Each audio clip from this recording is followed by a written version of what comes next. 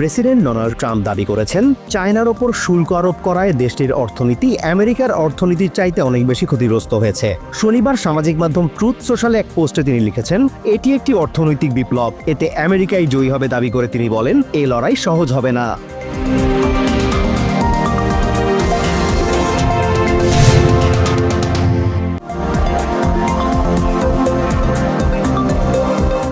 President Donald ট্রাম্পের 10% সার্বজনীন শুল্কের সিদ্ধান্ত কার্যকর হয়েছে। পূর্ব ঘোষণা অনুযায়ী শুক্রবার দিবাগত মধ্যরাত অর্থাৎ শনিবার প্রথম প্রহরেই এই সিদ্ধান্ত কার্যকর হয়েছে।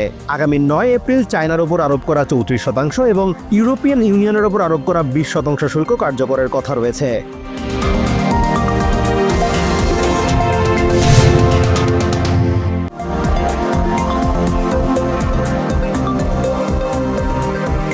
প্রেসিডেন্ট ডোনাল্ড ট্রাম্প ও ইলন মাস্কের বিরুদ্ধে দেশজুড়ে চলছে হ্যান্ডস অফ বিক্ষোভ সমাবেশ। প্রশাসনের ওপর বিলিয়নিয়ারদের খবরদারি ও জরুরি সেবাসমূহের তহবিল কাটছাট বন্ধ এবং অভিবাসী, ট্রান্সজেন্ডার সহ বিভিন্ন কমিউনিটির বিরুদ্ধে প্রশাসনের বিভিন্ন পদক্ষেপ বন্ধের দাবিতে দেশের সবকটি স্টেটে এই বিক্ষোভ অনুষ্ঠিত হচ্ছে।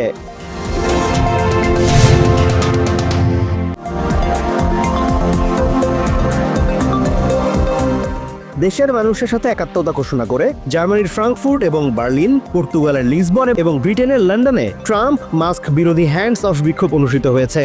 বিক্ষোভে অংশ নিয়েছে নানা বয়সী ও নানা পেশার মানুষ। এদিকে কানাডা এবং মেক্সিকোর বিভিন্ন শহরেও এই বিক্ষোভ অনুষ্ঠিত হওয়ার কথা রয়েছে।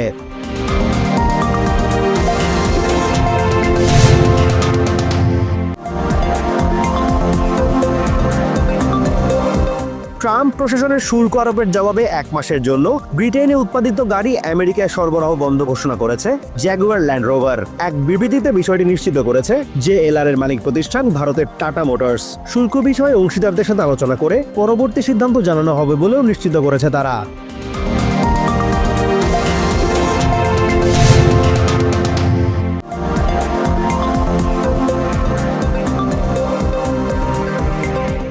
ইউক্রেনের প্রেসিডেন্ট ভলোদিমির জেলেনস্কির নিজ শহর ক্রিভি রিগে রুশ ক্ষেপণাস্ত্র হামলায় অন্তত 19 জন নিহত হয়েছে, আহত হয়েছে 60 জন। নিহতদের মধ্যে 9 শিশু রয়েছে। এক টেলিগ্রাম পোস্টে এই তথ্য জানিয়ে আবাসিক এলাকার কাছে এমন হামলার তীব্র নিন্দা জানিয়েছেন প্রেসিডেন্ট জেলেনস্কি।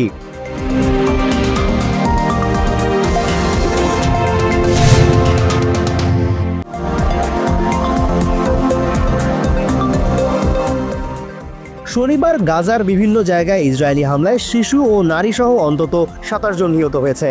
গাজার স্বাস্থ্য মন্ত্রণালয় এই তথ্য জানিয়েছে। এদিকে UNRWA জানিয়েছে 18 মার্চ ইসরায়েল যুদ্ধবিরতি চুক্তি ভঙ্গের পর থেকে গাজায় প্রতিদিন অন্তত 100 শিশু আহত কিংবা নিহত হয়েছে।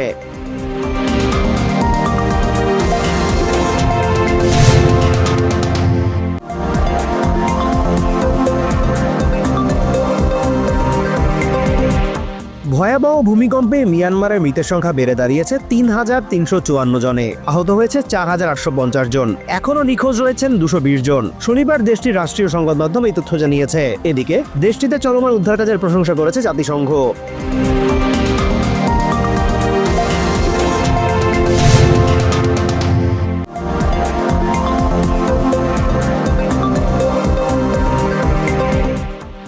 বাংলাদেশের ওপর আরোপ করা শুল্কের বিষয়ে ট্রাম্প প্রশাসনের সাথে আলোচনা করবেন বাংলাদেশের অন্তর্বর্তী সরকারের প্রধান উপদেষ্টা ডক্টর মোহাম্মদ ইউনূস। শনিবার এক জরুরি বৈঠক শেষে সাংবাদিকদের একথা বলেছেন বাণিজ্য উপদেষ্টা শেখ বশিরউদ্দিন। এদিন সন্ধ্যায় যমুনায় অনুষ্ঠিত হয় এই বৈঠক।